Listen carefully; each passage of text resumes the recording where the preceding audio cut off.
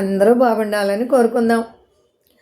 పాత జ్ఞాపకాలను మనం ఎంత వదలాలన్నా కూడా అవి మనల్ని వదిలిపోవు. ఒక ఊరిలో రఘు, సుశీల ఇద్దరు భార్యాభర్తలు. ఒకరంటే ఒకరికి చాలా ప్రేమ.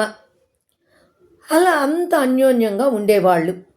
పెళ్ళైన కొత్తలో బాగా అన్యోన్యంగా ఉండేవాళ్ళు. అలాగే వాళ్ళకు ఒక అబ్బాయి పుట్టాడు. వాళ్ళంతా కూడా పిల్లవాడు వాళ్ళిద్దరూ చాలా ప్రేమగా అన్యోన్యంగా ఉంటూ ఉండారు. రఘు కాస్త చిన్న చిన్న బిజినెస్లు చేస్తూ కాస్త సంపాదించుకొస్తూ ఉండేవాడు. ఆ సంపాదనలో భార్యకి బిడ్డకి అన్నీ తెస్తూ ఉండేవాడు. అలా భర్త కోసం భార్య ఎదురు చూపులు, అలా భార్య కోసం తను ఏదో ఒకటి తేవడం, అంత అన్యోన్యంగా బాగుండేవాళ్ళు, ప్రేమగా ఉండేవాళ్ళు. అలాంటిది రఘుకి సంపాదనలో చిన్నగా సిగరెట్ అలవాటయింది. భార్య చెప్పినా వినకుండా ఆ సిగరెట్ అలవాటుని అంతే కంటిన్యూ చేస్తూ వచ్చాడు. తర్వాత స్నేహితులు కూడా పెరిగారు. ఆ స్నేహితులు పెరగటంతో చిన్నగా తాగుడు కూడా అలవాటు చేసుకున్నాడు. మరి వ్యాపారంలో కాస్త సంపాదన వచ్చేటప్పటికే స్నేహితులు పెరగటం, అలవాట్లు పెరగటం కూడా అయిపోయింది. అప్పుడు కూడా సుశీల్ చెప్పేది, వద్దండి మనకి ఇలాంటి అలవాట్లు, మనం ఇవన్నీ కూడా కొంప అంతా కూడా ఆగమైపోతుంది, వద్దు అని తాగొద్దని బ్రతిమలాడి చెప్పేది. ఏం లేదులే, ఎప్పుడన్నా ఒక్కరోజే కదా, ఫ్రెండ్స్ లేకపోతే నన్ను చవట అంటారు అనేసి అలా వాళ్ళ ముందు చిన్నబుచ్చుకోవటం ఇష్టం లేక తాగుతున్నాను అనేసి ఏదో చెప్తూ సాకులు అలా మెయింటైన్ చేస్తూ వచ్చాడు. అదే అలవాటు రాను రాను బాగా పెద్దదైపోయింది. వ్యాపారంలో నష్టాలు. మరి తాగుడు మొదలెట్టినాక వ్యాపారం సరిగ్గా చెయ్యలేరు కదా. ఆ వ్యాపారం సరిగ్గా చెయ్యలేక ఇక పగలతో కూడా తాగటం మొదలుపెట్టాడు. ఉండ డబ్బులన్నీ ఆర్తకర్పూరం అయిపోయినాయి.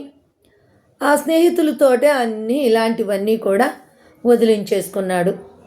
ఇప్పుడు ఇంట్లో ఆదాయం లేదు. ఏం చేయాలి? చిన్నంగా ఇంట్లో ఉన్న వస్తువులన్నీ వెళ్ళిపోతున్నాయి. భార్య మెళ్ళలో నగలైపోయినాయి, తనకున్న నగలైపోయినాయి, పిల్లవాడికున్నవి అయిపోయినాయి. ఇక తాగటం, రాత్రిపూట ఇంటికి రావటం, చిన్నంగా ఇక కొట్టడం మొదలుపెట్టాడు. ఎందుకంటే తాగటానికి దొరకటం లేదు కదా. ఇక భార్య ఏంటి, తను కూడా ఎదురు చెప్పటం మొదలుపెట్టింది.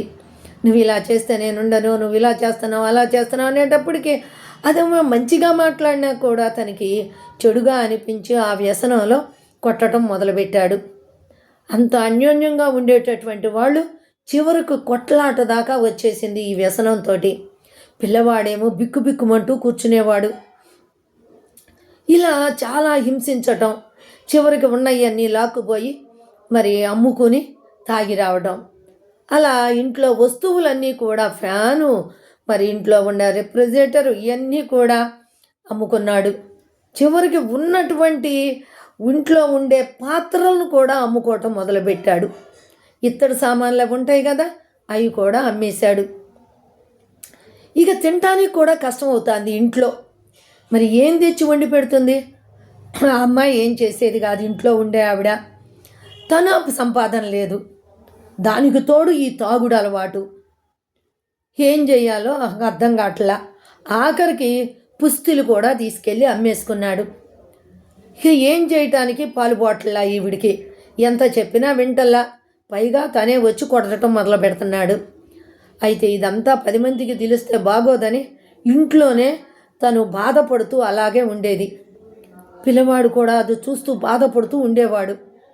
అనుకోకుండా ఒకరోజు పిల్లవాడికి జ్వరం. తప్పదాగి వచ్చాడు. రాత్రి చెప్పింది, ఇంట్లో రూపాయి లేదు, హాస్పిటల్కి తీసుకెళ్దామంటే, బాబుకి ఇలా జ్వరం అండి, మనం హాస్పిటల్కి తీసుకెళ్ళకపోతే వాడు చాలా ముదిరిపోయింది, జ్వరం కూడా 2 రోజుల నుంచి మూసిన కన్ను తెరవట్లా, మరి లేకపోతే కష్టమవుతుంది అని చెప్పని మూసిన కన్ను తెరవట్లేదు అని ఏడుస్తూ చెప్పింది. మరి అతని దగ్గర కూడా డబ్బులు లేవు కదా, రేపు చూద్దాంలే అన్నాడు. ఇంకా అంతే పడుకున్నాడు. తెల్లారి చూస్తే పిల్లవాడు ప్రాణం పోయింది, చనిపోయాడు. మరి ఏడ్చి ఏడ్చి ఆ తల్లి బాధపడి ఇంకేం చేస్తుంది, ఉన్న తెపాళాలమ్మి అతన్ని ఇచ్చేసింది. తినటానికి లేవు. ఇక చిన్నంగా ఇది నా వల్ల కాదు అనుకుంది. ప్రక్కన సుశీలకి ఒక ఫ్రెండ్ ఉంది, సుజాత అని. ఆమెతో చెప్పుకుని అప్పుడప్పుడు ఏడుస్తూ ఉండేది. ఇంకెవరితోటి బాగా చెప్పుకునేది కాదు పాపం. ఇక ఇవన్నీ భరించలేక సుజాతతో ఒక రోజున చెప్పుకుంటుంది, నాకు మిషన్ కుట్టడం వచ్చు, నేనా ఇప్పుడు ఇక బయటికి వెళ్ళి ఏమీ చెయ్యలేను, కాబట్టి నన్ను దూరంగా, ఇతను చూస్తే ఈ అలవాట్లు మానలేడు, పిల్లవాడిని పోగొట్టుకున్నాను, ఇక నేను భరించలేను, రోజు ఇలా డబ్బుల కోసం నన్ను టార్చర్ చేస్తుంటే నేను ఎక్కడి నుంచి తెచ్చిచ్చేది అనేసి ఏడుస్తూ ఇంకా ఆమెను బ్రతిమలాడితే, సుజాత ఫ్రెండ్ ఒక ఆవిడికి టైలరింగ్ షాప్ ఉంది.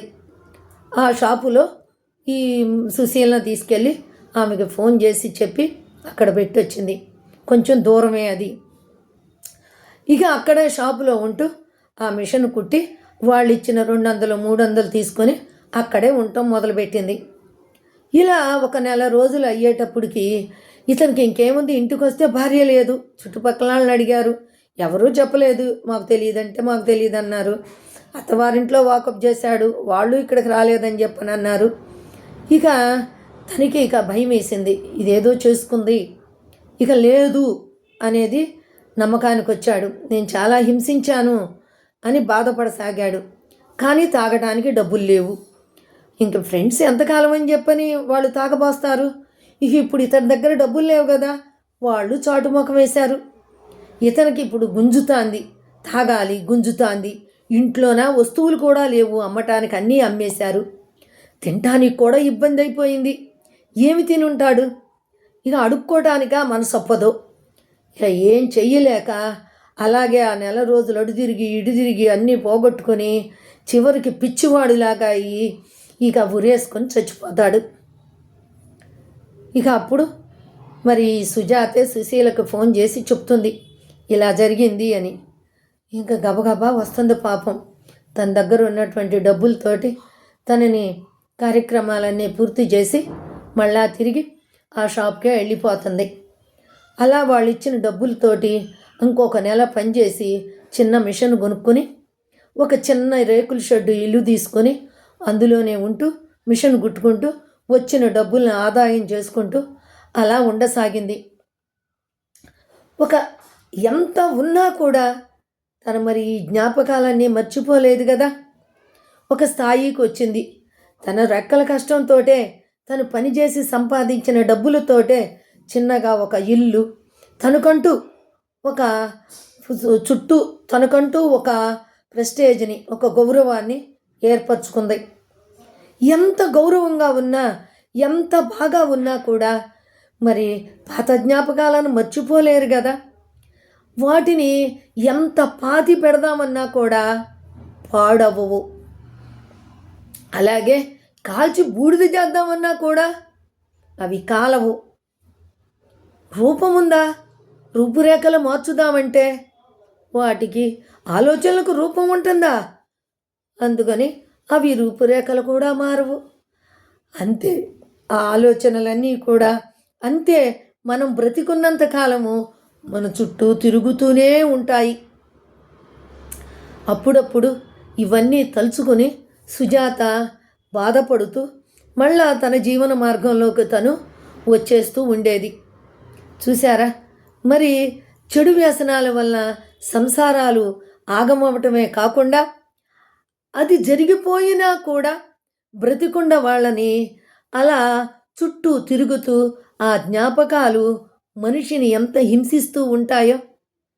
కాబట్టి ఎప్పుడైనా సరే మనం చెడు అలవాట్లకు దూరంగా ఉండి మన సంసారాన్ని, మన కుటుంబాన్ని మనం ఆప్యాయంగా చూసుకుంటే అది ఎంతో ఆనందంగా సాగిపోతుంది. మరి మీకు ఇది నచ్చినట్లయితే ఒక లైక్ చేయండి, అలాగే ఒక కమెంట్ ఇవ్వండి, మీకు కుదిరితే షేర్ చేయండి.